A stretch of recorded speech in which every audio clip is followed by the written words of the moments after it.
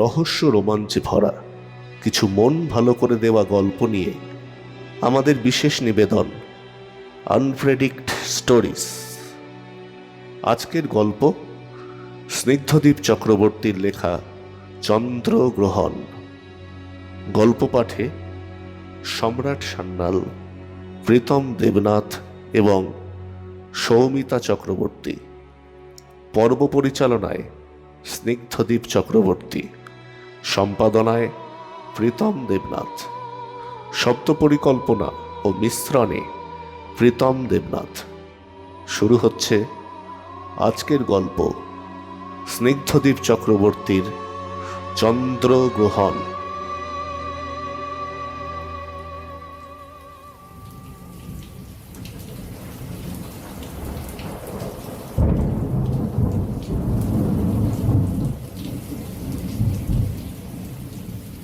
সেদিনও এমনি বৃষ্টি ভেজা রাতে এসে উঠেছিলাম এই বাড়িতে।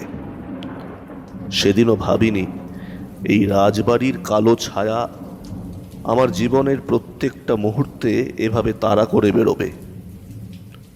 এই পথ দিয়ে এখন আমার প্রতিদিনের যাতায়াত, অথচ বাড়ির দিকে ফিরে তাকানোর সাহস হারিয়েছি আমি। আজকে এই বর্ষার দিনে আমি চলেছি আবারও বাড়ির পাশ ধরে। ছাতাটা হাওয়ার সাথে বৃষ্টি কোনোটার দাপটি সামলে রাখতে পারছে না দেখে বন্ধ করে দিতে ইচ্ছা হচ্ছে, কিন্তু তাতে আমার সম্পূর্ণ ভেজা শরীরের কোনোরূপ পরিবর্তন না হলেও জামার ভিতরে রাখা দরকারি কাগজগুলো আর আস্ত থাকবে না। অগত্যা ছাতাটি নামমাত্র মাথার উপরে রেখে দৌড়াতে হচ্ছে প্রাণপণে, কিন্তু এভাবে বেশি দূর যাওয়া সম্ভব হবে বলে মনে হচ্ছে না। সকালে খবরের কাগজে পড়েছি গতকালের ঝড়ে মৃত 3।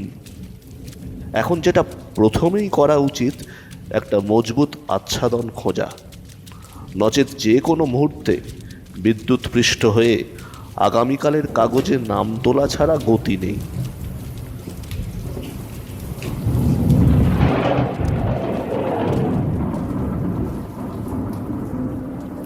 বাড়িটার কাছে আসতেই বুকটা ধরাস করে উঠল। একটা বাজ সশব্দে পাঁচিল ঘেরা বাড়িটার বাগানে অনেক পুরনো বটগাছটার উপর আছড়ে পড়ল। আমি যতটুকু এসেছি সেখানেই দাঁড়িয়ে পড়লাম। কানে তালা লেগে গেছে, ছাড়েনি। দোতলার লম্বা বারান্দা এই রাস্তা থেকে স্পষ্ট দেখা যাচ্ছে। যতদূর শুনেছি গত 22 বছরে এ বাড়ি কারোরই স্থায়ী বাসস্থান হয়ে উঠতে পারেনি। যারা যারা এসেছিল বড়জোর 1 মাস, তারপরেই পাত্তারি গোটাতে হয়েছে এই বাড়ি থেকে। আশেপাশে মাথা বাঁচানোর কোনো আশ্রয় এই মুহূর্তে পাবো বলে মনে হচ্ছে না। ছাতা মাথায় নিয়ে বা হাতে বুকের কাছে হাত রেখে কোনো রকমে অফিসের কাগজগুলোকে জল থেকে বাঁচিয়ে বাড়িটার প্রকাণ্ড গেটের সামনে এসে দাঁড়ালাম। বিদ্যুৎ চমকাতেই গেটের শিকলগুলোর ফাঁক দিয়ে নজর পড়ল বাড়ির ভিতরটায়। বাগানের ভিতর দিয়ে সোজা রাস্তা গিয়ে উঠেছে বাড়ির উঠোনে।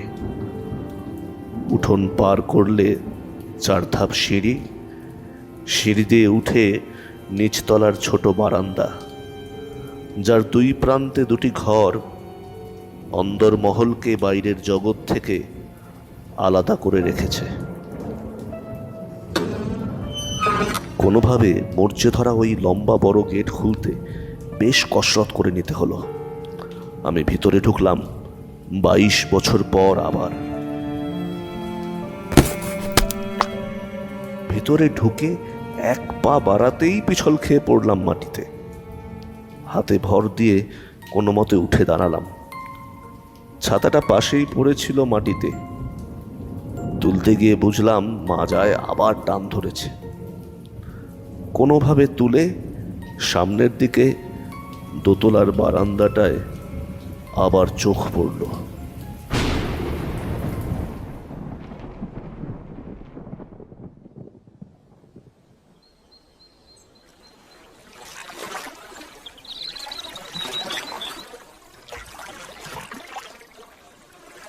দেড়শো বছর আগের কথা।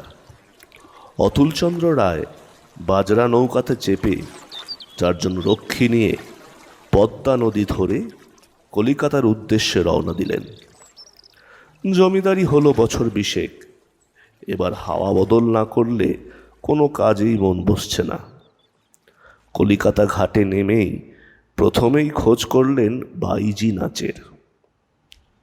বউবাজারে তখন পাইকার, ব্যাপারী, ইজারাদারদের জন্য অনেক সরাইখানা গজিয়ে উঠেছিল। সেখানে শয্যা ও সঙ্গিনী দুই পাওয়া যেত। অতুলচন্দ্র এমনই এক সঙ্গিনীর সঙ্গে সেদিন রাত্রিবাস করলেন।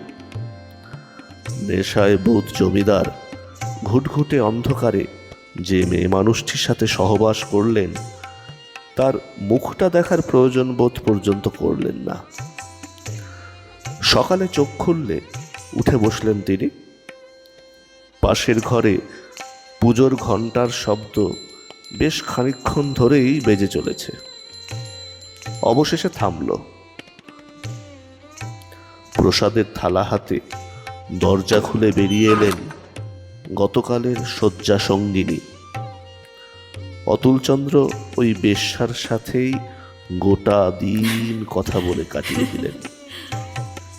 এরপর কলকাতার ঘাটে প্রতি মাসে একবার করে অতুলচন্দ্রের দেখা মিলত। খবর রটতে বেশি সময় লাগে না। বউবাজারের বারবনিতার সাথে জমিদার অতুলচন্দ্র রায়ের প্রেম বউবাজারে বেশ আলোচিত বিষয়। স্ত্রীর কানে যে পৌঁছায়নি এমন নয়, তবে লোকচক্ষুর আড়ালে ভালোবাসাকে প্রশ্রয় দিতে গেলে দরকার নতুন একটি আশ্রয়, যেখানে অতুলচন্দ্রের আসা যাওয়াতে কথা ওঠার কোনো কারণ থাকবে না। আর তাই শোভাবাজারে অতুলচন্দ্র তৈরি করলেন অতুল ভিলা। বউবাজারের বারবনিতা মৃণালকে নিয়ে এলেন সেখানে। সাথে রাখলেন 3-4 খানি চাকর। মৃণালের বয়স তখন 22। তখন তার পেটে জন্ম নেয় অতুলের বংশধর পূর্ণচন্দ্র। ওদিকে অতুলের স্ত্রী 3টি সন্তানের জন্ম দেয়, 3 জনই কন্যা। মৃণাল এবং অতুলের বংশ কলকাতার শোভাবাজারের ভিলাতে বেড়ে উঠতে থাকে। যৌবনকালে পূর্ণ একটা লম্পট তৈরি হয়। শোনা যায় নারী হেনস্থায় বেশ কয়েকবার জেলেও যায়। অবশেষে অতুলচন্দ্র পয়সার জোরে সবার মুখ বন্ধ করে দেয়।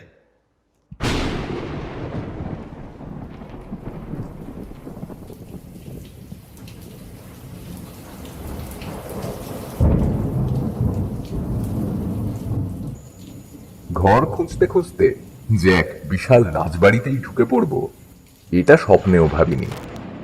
বেলগাছিয়ায় পোস্টিং, সরকারি কোয়ার্টার পেতে আরো 2 মাস। খোঁজ পেলাম জমিদার বাড়ির নিচতলায় অনেকগুলো ঘর ফাঁকা।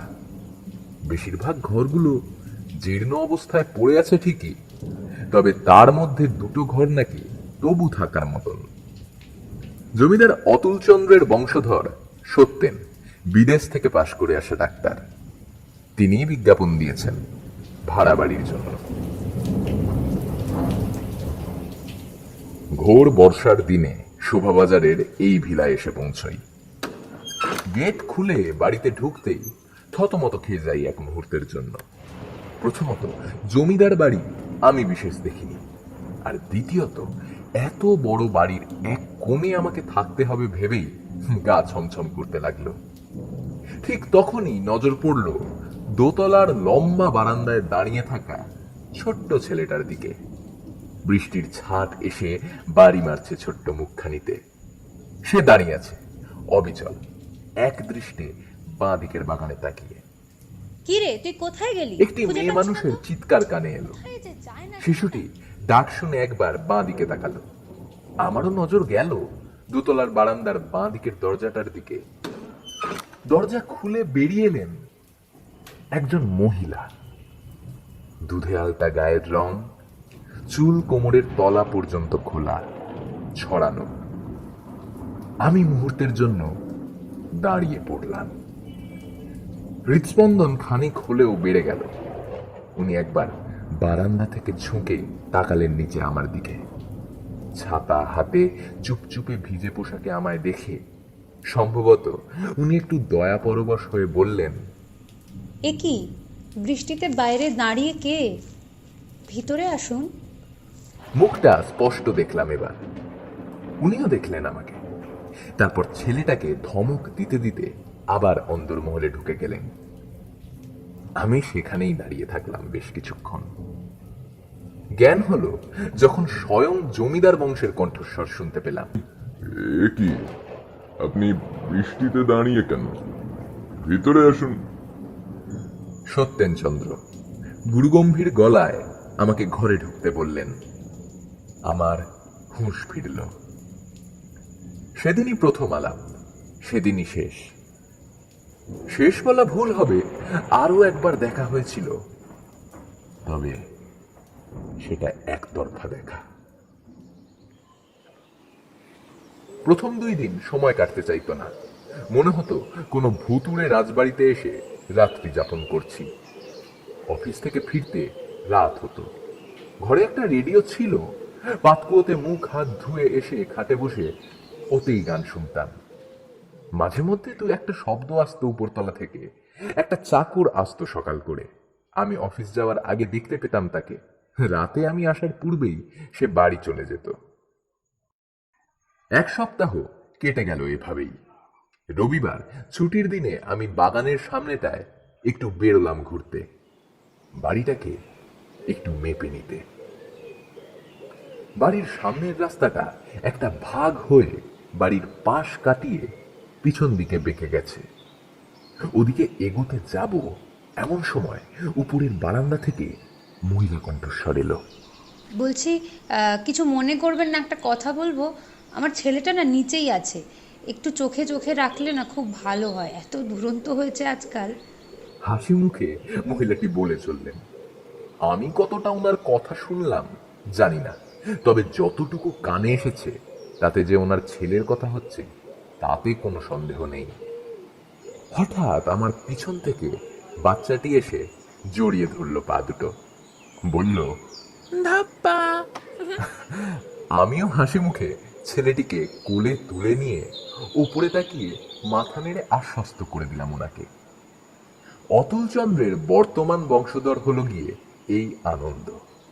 আনন্দ এই বিশাল জমিদারির মালিক। এই বিশাল জমিদার বাড়িতে আমার একমাত্র বন্ধু।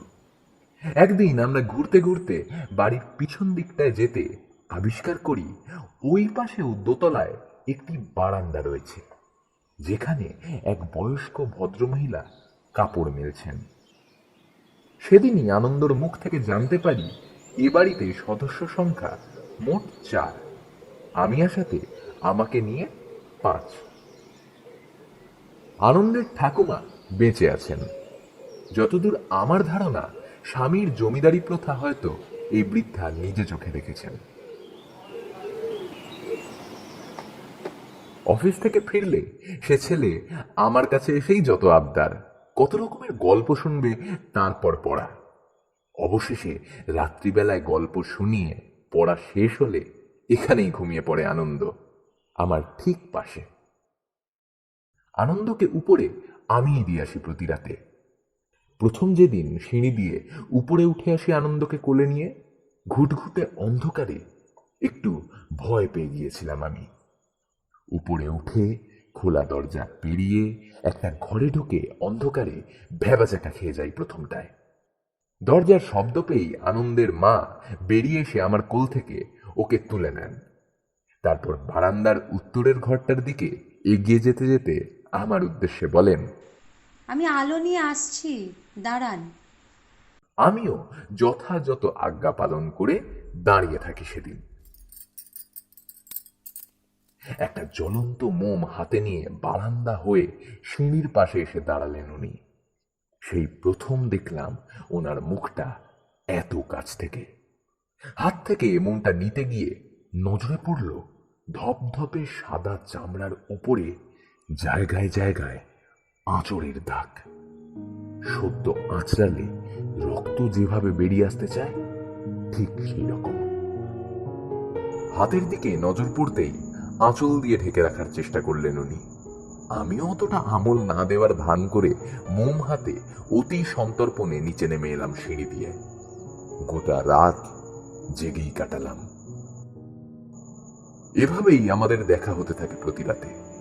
অন্ধকারে তার চোখ অনেক কথা বলে চলে, আমি চুপ করে থাকি। বিশাল মহলের ভিতরে যে চাপা কষ্ট লুকিয়ে আছে, রাতে মোমের আলোয় মহিলার চোখে তা আরো স্পষ্ট হয়ে ওঠে।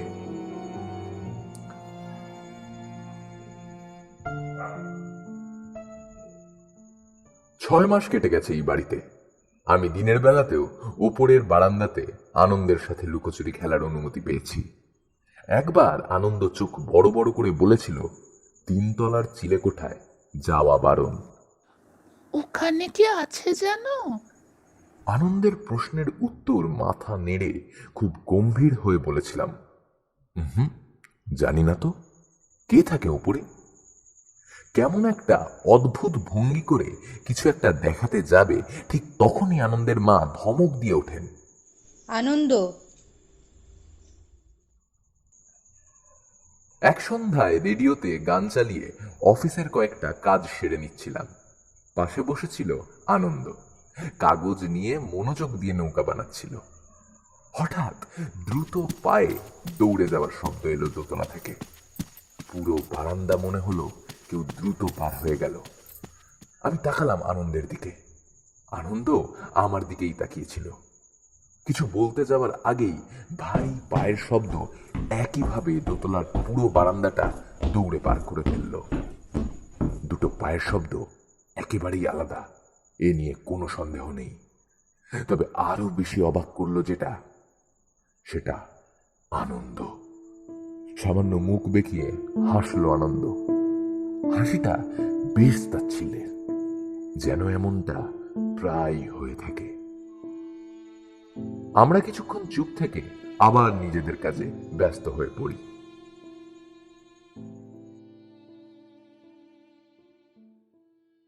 শিফট চেঞ্জ হওয়ায় অফিসে যাওয়ার সময় একটু এগিয়েছে। অন্যদিকে সন্ধ্যের আগেই বাড়ি ফিরে আসছি। এতদিনে এই প্রথমবার জমিদার বাবুর গাড়ির হর্নের শব্দ পেলাম। বুঝলাম জমিদার বাবু তার আপন ভিলায় পদার্পণ করলেন। জুতোর ভারী শব্দে গোটা বাড়ি গম গম করতে লাগলো।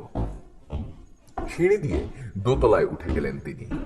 বাবার প্রতি বিন্দুমাত্র আনন্দের আগ্রহ নেই, তা আজ বুঝলাম। কখন যে আমার চেয়ারে এসে বসে গেছে খেয়ালই করিনি। 1 ঘন্টা বাদে আবার শোনা যায় দোতলার বারান্দায় দৌড়ানোর শব্দ। পিছন পিছন আরো একজন দৌড় গিয়ে থামে 3 তলার চিলেকোঠায়। ঘটনাটা নিয়মিত চলতে থাকে। সন্ধ্যের সময়টাতে এই অদ্ভুত দোতলার বারান্দায় দৌড়াদৌড়ি, অথচ ঘরের সকলেই কেমন বেমালুম আড়াল করে চলেছে পুরো ব্যাপারটা। রাতে আনন্দকে দিয়ে আসতে গিয়ে বহুবার চেষ্টা করেছি পুরো ঘটনাটা জানার, কিন্তু ওই উজ্জ্বল চাহনির কাছে নির্বাক হয়ে থেকে যেতে হয় প্রতি রাতে। পাছে কাছে আসার সুযোগটুকু হারিয়ে ফেলি।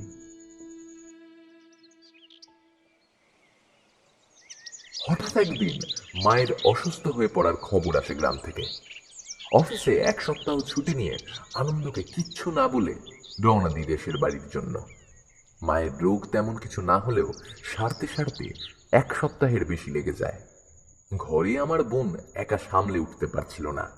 আমি আসাতে কিছুটা হলেও সাহস পায় ও। অবশেষে মা পুরোপুরি সুস্থ হয়ে উঠলে 2 সপ্তাহ পর ফিরে আসি আবার কলকাতায়। স্টেশন চত্বর পেরোতেই একটা দমকা হাওয়ার সাথে মিনিটের মধ্যে শুরু হলো বৈশাখী ঝড়। কোনোভাবে আশ্রয় নিলাম রাস্তার ধারে। ঝড় থামলে শুরু হলো মুষলধারে বৃষ্টি। রাত বাড়তে থাকায় দাঁড়িয়ে থাকা বৃথা মনে হলো আমার। ছাতা মাথায় দিয়েও খুব একটা যে সুবিধা হচ্ছিল তা কিন্তু নয়। ছাতা বন্ধ করেই জোর পায়ে হাঁটা লাগালাম আমি। পুরো শহরটা অন্ধকারে ডুবে গেছে। রাস্তার কোথাও আলোর লেশ মাত্র নেই। অন্ধের মতো কোনোভাবে গেটের সামনে পৌঁছে কিছুটা স্বস্তি পেলাম। কোনোভাবে অন্ধকার কাটিয়ে ঘরের সামনে এসে দাঁড়িয়ে কাঁধে ছোলা ব্যাগটা হাতড়াতে লাগলাম। কিছুতেই মনে করতে পারছিলাম না শেষবার ঠিক কোথায় রেখেছিলাম ঘরের চাবিটা। ভিজে শরীরে ঘন্টা খানেক ধরে খুঁজেও যখন চাবিটা পাওয়া গেল না, বুঝলাম তালা ভাঙা ছাড়া কোনো গতি নেই। এভাবে ভেজা শরীরে আর বেশিক্ষণ দাঁড়িয়ে থাকলে নিউমোনিয়া হয়ে মরে যেতে হবে। একে তো তুমুল বৃষ্টি, সাথে বাজ পড়ছে অহরহ। এদিকে ভেজা শরীরে ঠায় দাঁড়িয়ে বন্ধ ঘরের সামনে আমি। এভাবে কতক্ষণ আর? বেরোলাম বাগানের দিকটায়, ঝড় বৃষ্টি সব কিছুকে উপেক্ষা করে। বাগানের কাছে বড় পাথর জাতীয় কিছু খুঁজতে লাগলাম আমি, যদি কোনোভাবে ওই তালাটাকে ভেঙে ফেলা যায়। পাঁচিলের গা ঘেঁষে বিরাট বটগাছটার তলায় এসে গোড়ার দিকটায় অন্ধ মানুষের মতো ভেজা মাটিতে হাঁটু গেড়ে বসে বড় পাথর খুঁজছি। এমন সময় আমার থেকে বড় জোর 20 পা দূরে আম গাছটায় প্রচন্ড শব্দসহ বাজ এসে পড়ল। চারিদিক আলোয় আলো করে দিয়ে এক বিকট শব্দ হলো। ভয়ে আমি চিত হয়ে পড়লাম উল্টো দিকে বটগাছটার তলায়। বুকের ধড়ফড়ানি চলল কিছুক্ষণ। আবার একটা আলোর ঝলকানি হতেই খেয়াল করলাম আমার মুখ থেকে উপরে 4 হাতের মধ্যে কিছু একটা ঝুলছে। অস্পষ্ট, বোঝা গেল না পরিষ্কার। কিছুক্ষণের মধ্যেই আবার আলো পড়ল গাছটাতে। আলোয় যেটা দেখলাম সেটা সেই সময় বিশ্বাস করতে পারছিলাম না। ছোট ছোট দুটো পা ঝুলছে গাছের বড় ডাল থেকে নিচের দিকে। আমি আমি স্নানের আগে মাঝে মধ্যেই তেল মালিশ করতে গিয়ে দেখেছি আনন্দের পায়ে নিচে একটা কালো জন্মদাগ। আমি আমি আমি চিনতে মোটেই ভুল করছি না। এ তো আমার আনন্দ। এ আনন্দ ছাড়া আর কারুর পা হতেই পারে না। আমার আমার আমার মুখ দেখার আর সাহস হলো না। কয়েক মুহূর্ত হতবাক হয়ে রইলাম। কি করা উচিত এই মুহূর্তে বুঝে উঠতে পারছিলাম না। কষ্ট ও ভয় সবকিছু মিলিয়ে একটা অন্যরকম অনুভূতি তৈরি হচ্ছিল। শরীরে মাথায় আগুন জ্বলছিল। কার উপরে এই রাগ গিয়ে পড়বে তাও স্পষ্ট করে বলা যাচ্ছিল না। ইচ্ছা হচ্ছিল জ্বালিয়ে দিয়ে এই পুরো বাড়িটাকে। আমি আমি আমি উঠে বসলাম।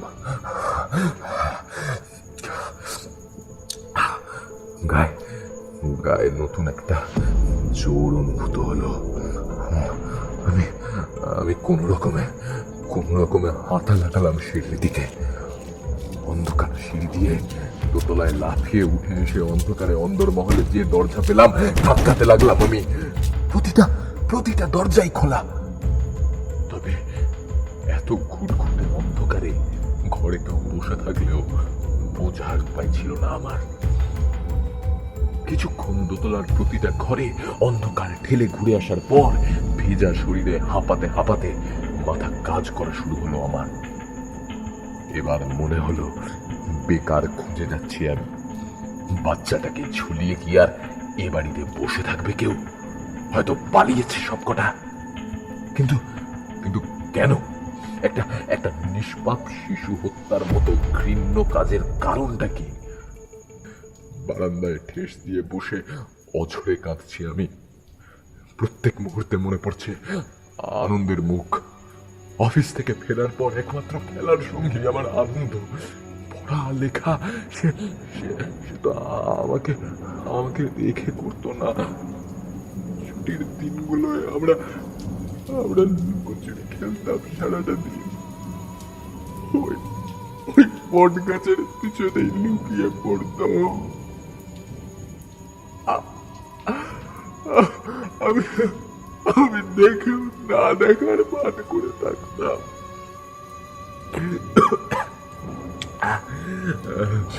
কতক্ষণ কতক্ষণ এই বারান্দায় বসে কেঁদেছি খেয়াল নেই আমার। হুঁশ ফিরল অদ্ভুত গলার গোঙানিতে। উঠে পড়লাম। শব্দ বারান্দার দক্ষিণ দিক থেকেই আসছে। আমি আমি ধীরে ধীরে এগোলাম বারান্দার দক্ষিণে। সিঁড়ির কাছে এসে কান খাড়া রাখলাম আমি। বাইরে বৃষ্টির শব্দে গোঙানির সঠিক শব্দ ঠাহর করা গেল না। আবার কানে এলো আওয়াজটা। দেখি এটা তো তিনতলা থেকে আসছে। আমি আমি দেরি করলাম না, পা বাড়ালাম তিনতলার সিঁড়িতে। প্রথম সিঁড়িতে পা রাখতেই আনন্দের একটা কথা মনে পড়তে দাঁড়িয়ে গেলাম আবার। আনন্দ হয়তো তিনতলায় অস্বাভাবিক কিছু দেখেছিলাম। আমি আমি অত কিছু না ভেবে পা বাড়তে আরম্ভ করলাম। এক ধাপ পার করে ঘুরতেই আবার দাঁড়াতে হলো আমায়। বহুক্ষণ পর সামান্য হলেও হলুদ মোমের আলো নজরে এলো। আলো আসছে সিঁড়ি উপরে যেখানে শেষ হয়েছে তার বাঁ দিকের ছোট চিলেকোঠার ঘর থেকে। বুকের ভিতরটা ভয় কেঁপে উঠল একবার। ধীরে ধীরে উপরে উঠতে শুরু করলাম। যতটা পারা যায় সিঁড়ির এক পাশ ঘেঁষে এগোতে লাগলাম আমি। বেশ কয়েকটা সিঁড়ি ওঠার পর ঘরে মানুষের উপস্থিতি আন্দাজ করলাম। ঘরের দরজা সামান্য খোলা। দরজার কাছে এসে নিঃশব্দে হাঁটু গেড়ে বসে চোখ রাখলাম দরজার ফাঁক থেকে ঘরের ভিতর। দরজা থেকে কিছুটা দূরে একটা খাট, বেশ বেশ পুরনো আমলের দিকে বোঝা যাচ্ছে। এক মুহূর্তের জন্য থমকে গেলাম। খাটের পিছনে দাঁড়িয়ে আনন্দের ঠাকুমা এক মনে একটা একটা দড়ি নিয়ে কিছু বাঁধার চেষ্টা করছেন। আর একটু এগোলাম আমি। চোখটা সঠিক জায়গায় রেখে দেখার চেষ্টা করলাম বৃদ্ধাকে। অদ্ভুত দৃশ্য। খাটের কারুকার্য করা দুপ্রান্তের দুটি ছোট গোল স্তম্ভে বৃদ্ধা তার কাপা কাপা হাত দিয়ে বেঁধে চলেছেন একটি জীবন্ত মেয়ে মানুষের হাত। অবাক হলাম। এটা এটা কি দেখছি আমি? নিজের চোখকে বিশ্বাস করা কঠিন হচ্ছে ধীরে ধীরে। অবশেষে অবশেষে আমার হৃদস্পন্দন বাড়তে আরম্ভ করলো। কি দেখছি আমি? নিজের চোখকে বিশ্বাস করা কঠিন হচ্ছে ধীরে ধীরে। চোখের সামনে দেখতে পেলাম আমি আনন্দের মা খাটে শুয়ে আছে, চোখ খোলা, নিঃসার দেহ। বার দুয়েক চেষ্টা করলো হাতটাকে নাড়ানোর, তারপর তারপর চেষ্টাটা থামিয়ে দিল। তবে ঘরে কেবল এই দুজন নেই, আর আরো একজনের ছায়ামূর্তি উপস্থিত, পুরুষ ছায়ামূর্তি। শরীরের গঠন আমার চেনা। অল্প অল্প আলোতেও বুঝে যেতে দেরি হলো না ইনি আমার ভাড়া বাড়ির গৃহকর্তা, জমিদার অতুল চন্দ্রের বংশধর এবং সর্বোপরি মৃত আনন্দের পিতা। বংশের কিচ্ছা এখনো লোকে মুখে ঘুরে। এই দৃশ্য যে বংশেরই দাগ বয়ে নিয়ে আসছে তা নিয়ে কোনো সন্দেহ নেই। বানিয়ান পরিহিত অর্ধনগ্ন অবস্থায় এগিয়ে এলেন খাটের কাছে, বিকৃত যৌনতার ছাপ তার অঙ্গভঙ্গিতে। মহিলার নিম্নাঙ্গের কাপড় ধীরে ধীরে খুলতে লাগলেন। এখানেই আমি চমকে উঠলাম। কাকে দেখছি আমি? কাপড় খোলা মাত্র দেখলাম কাপড়ের নিচ থেকে শুরু করে পায়ের পাতা অব্দি সরু কঙ্কাল সারা হাড় জিঁড়ে দুটি পায়ে নামমাত্র চামড়ার আবরণ। আটকে উঠলাম আমি। এ তো জন্মপঙ্গু। অথচ আমি এতদিন যার সঙ্গে দেখা করে এসেছি এ বাড়িতে, সেই আনন্দের মায়ের তো অস্বাভাবিক কিছু দেখিনি। অস্বাভাবিক তো দূর, সাধারণ খুঁড়িয়ে হাঁটতেও দেখিনি কখনো। পরের ঘটনাগুলো ব্যাখ্যাতীত।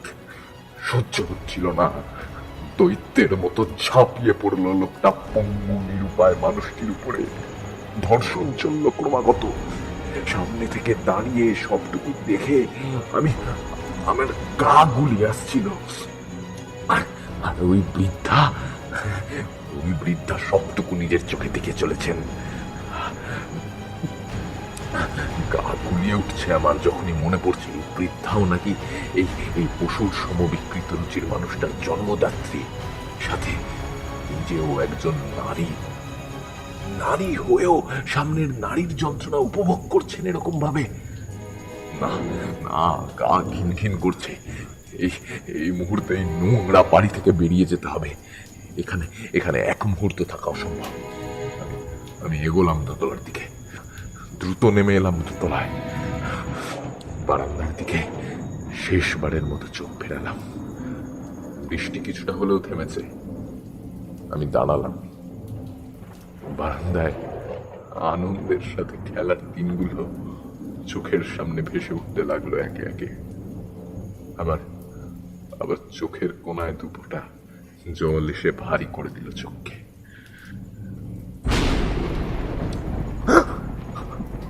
আপনি? চাপা গলায় বললাম। একটা বিদ্যুতের ঝলকানিতে বারান্দায় দাঁড়িয়ে থাকা আনন্দের মাকে দেখে সব গুলিয়ে গেল। স্বাভাবিক দৃঢ় স্থির পায়ে দাঁড়িয়ে আছেন বারান্দায় একা। উপরে কাকে দেখলাম আমি? উত্তর এলো না। আমি এগিয়ে গেলাম। কি হলো? চুপ করে আছেন কেন? আমায় উত্তর দিন। ভাঙা গলায় খেঁকিয়ে উঠলেন মহিলা। এতদিন তো এই বাড়িতে আছেন, বুঝতে পারেননি? মেয়ে মানুষের যন্ত্রণা এড়িয়ে যাওয়াটা তো আপনাদের সমাজে চিরাচরিত রীতি, আর তাতে সমস্ত পুরুষ মানুষের মতো আপনিও গা ভাসিয়ে দিলেন, তাই তো? প্রত্যেক সন্ধ্যেতে তো ঘরেই থাকতেন। এই বারান্দা থেকেই তো হাতাহাতি দৌড়োদৌড়ি শব্দ কানে যেত আপনার। কোথায়? কোনো প্রতিবাদ তো করেননি এতদিন। ভেবেছিলেন মেয়ে মানুষ স্বামীর হাতে মার খাবে, এতে দোষের কি? এটাই তো নিয়ম। আজকে হঠাৎ ওই একই দৃশ্য সামনে থেকে দেখে অবাক হচ্ছেন কেন বলুন তো? বরং এটা ভেবে তো খুশি হওয়া উচিত, পুরুষ মানুষ চাইলে সব কিছু করতে পারে। একটা মেয়ে মানুষকে জ্যান্ত চিবিয়ে খেতেও আপনারা দুবার ভাববেন না। আর ধর্ষণ করা তো সামান্য ব্যাপার, রীতি রেওয়াজ বলা যায়। আচ্ছা বুঝেছি। চিলেকোঠায় ধর্ষিত মেয়েটি পঙ্গু বলেই আপনার যত সমস্যা। আমার মতো সতী সাবিত্রী স্ত্রীকে ধর্ষণ করতে দেখলে এত কষ্ট আপনার হবেই বা কেন, তাই তো? যেদিন প্রথম বিয়ে করে এনেছিল সেদিনই বুঝেছিলাম এর থেকে মৃত্যু ছিল ঢের ভালো। স্বামীর রক্তে যে বিষ আছে সেটা আগে জানলে হয়তো এই ভুল করতাম না। প্রত্যেক দিন কাজ সেরে ফিরলেই চলতো অত্যাচার। আমি ভয়ে থাকতাম, শরীর না নিতে পারতো না। প্রথম দিকে পালিয়ে যেতাম 3 তলার ঘরে, সেখানেই চলতো মারধর, ধর্ষণ। এক অদ্ভুত রোগ জানেন, মাথা চারা দিয়ে ওঠে ওই সন্ধ্যাবেলাতে। আমি ক্রমে আত্মহত্যার পথটাই বেছে নিই, কিন্তু পেটে ততদিনে আনন্দ এসে গেছে। জানেন, ভগবানের কাছে খুব করে চেয়েছিলাম আমার একটা মেয়ে যেন হয়, খুব আদর করে ওকে একটা মানুষ করে তুলব। আত্মহত্যার কথা তখন ভুলেই যাই। সন্তানটাকে পেটের মধ্যে বাঁচিয়ে রাখা তো প্রাথমিক কর্তব্য, তাই না? যেভাবে পেটে লাথি চলতো প্রতিদিন, তখনই এই ফন্দিটা আমার মাথায় আসে। বাড়িতে আমার পঙ্গু বোনটা কোনো কাজে আসছিল না। বাড়িতে বলি আমার জমিদার স্বামী বড় ভালো মানুষ, দেদার পয়সা, আমার মতো 5টা মেয়ে মানুষকে এমনিই পুষতে পারে। নিয়ে এলাম বোনটাকে, রেখে দিলাম উপরের চিলেকোঠায় আবর্জনা করে। যখনই জমিদার বাবুর মাথার পোকা নড়ে উঠতো না, আমি দৌড়ে চলে যেতাম উপরে 3তলার ঘরে, গিয়ে লুকিয়ে পড়তাম ঘরের কোনায়। মাথা তো ঠিক নেই, আমার মতো মেয়ে মানুষকে খাটে বাঁধা দেখলে পাগল মানুষ কেউই লোভ সামলাতে পারবে না। আপনি বলুন, পারে কি সামলাতে? মানে আনন্দকে তাহলে আপনি? কি করব বলুন তো? রক্তে যে বিষ আছে। আমার পরে আর এক মেয়ে মানুষকে ছিঁড়ে খাবে, তারপর আর এক। তাই শেষ করে দিলাম অতুল চন্দ্রের বংশটাকে। না, আরেকটু বাকি আছে। বলছি, আপনি এবার আসুন, বুঝলেন? আমার আরও কয়েকটা কাজ বাকি আছে। ও আর হ্যাঁ, একটা কথা, এসব গায়ে জড়িয়ে গা গন্ধ করবেন না। ভালো থাকবেন। আমি দাঁড়িয়ে থাকি কিছুক্ষণ, আমায় পাশ কাটিয়ে 3 তলার সিঁড়ির দিকে এগিয়ে জানুনি। ঠিক তখনই দূরে কোথাও একটা বাজ পড়ে, যার আলোতে দেখতে পাই মহিলার এক হাতে লোহার বালতি, আরেক হাতে বড় দা। উঠে গেলেন ওপরে। কেরোসিনের গন্ধে দোতলার বারান্দাটা ভরে গেল মুহূর্তে। আমি তখনই নিচে নেমে এলাম। নিচে নেমে বাগানের পাশে গেটের দিকের পথ ধরলাম আমি। ডান দিকের বট গাছে ঝুলন্ত দেহটাকে শেষবারের মতো দেখে নিলাম একবার। পিছনে 3 তলায় পুরুষ মহিলা দুয়েরই আর্তনাদ শুনতে পেলাম। ফিরে তাকানোর প্রয়োজন বোধ করলাম না। বাজরা নৌকো চেপে বাইজি নাচ দেখতে আসা অতুল চন্দ্রের বংশের ইতি ঘটল 100 বর্ষ পর।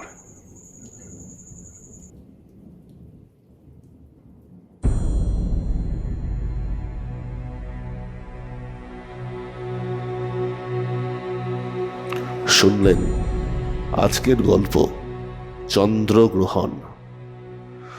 যদি ভালো লেগে থাকে আমাদের চ্যানেলটি লাইক, শেয়ার এবং সাবস্ক্রাইব করবেন। ধন্যবাদ।